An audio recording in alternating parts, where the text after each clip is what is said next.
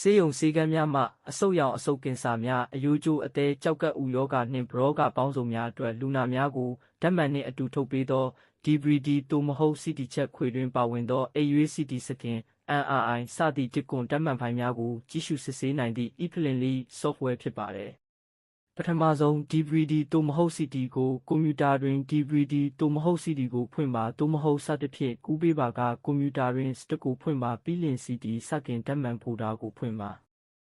CT စကင်ရိုက်ထားတဲ့လူနာရဲ့နာမည်နဲ့လုပ်ထားတဲ့ဖိုဒါထဲကိုဝင်ပြီး eFLINLY ဖိုဒါထဲထပ်ဝင်ပြီး eFLINLY.eae ကိုဓာတ်ပဲကလစ်လုပ်ပြီးဝင်ပါသို့မဟုတ်ရိုက်ကလစ်ကိုနောက်ပြီး Run as Administrator နဲ့ဖွင့်ပါ eFLINLY software လုတ်တင်းဖတ်ပြီးပွင့်လာပါလိမ့်မယ်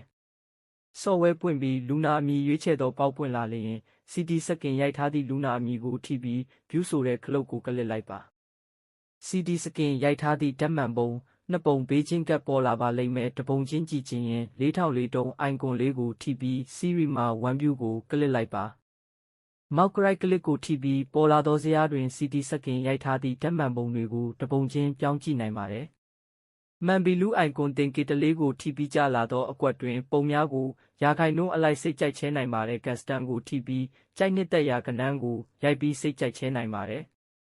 မောက်ဖြင့်ရွေးနိုင်သောတင်ကေတာ icon လေးကိုထိပြီးမောက်ဖြင့် CT စကင်ဓာတ်မှန်ပုံကိုမောက်ဖြင့်စိတ်ကြိုက်ရွေးနိုင်ပါတယ်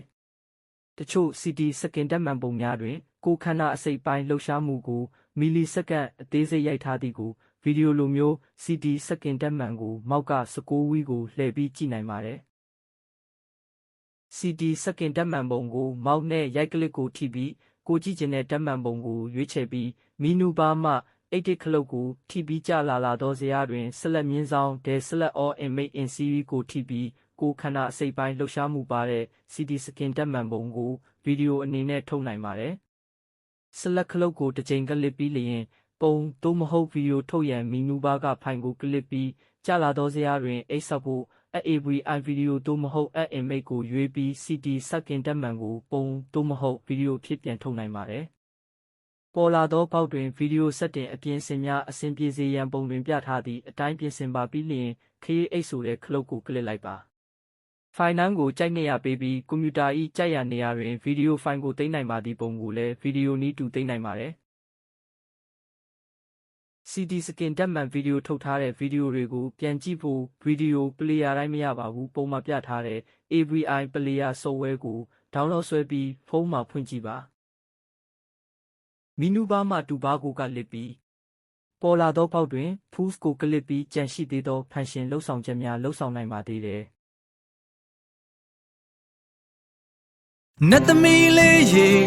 မင်းဟာကျဲရောင်တွေထပ်တောင်လင်းနေငါကတော့အမောင်တွေကလူတစ်ယောက်ပဲ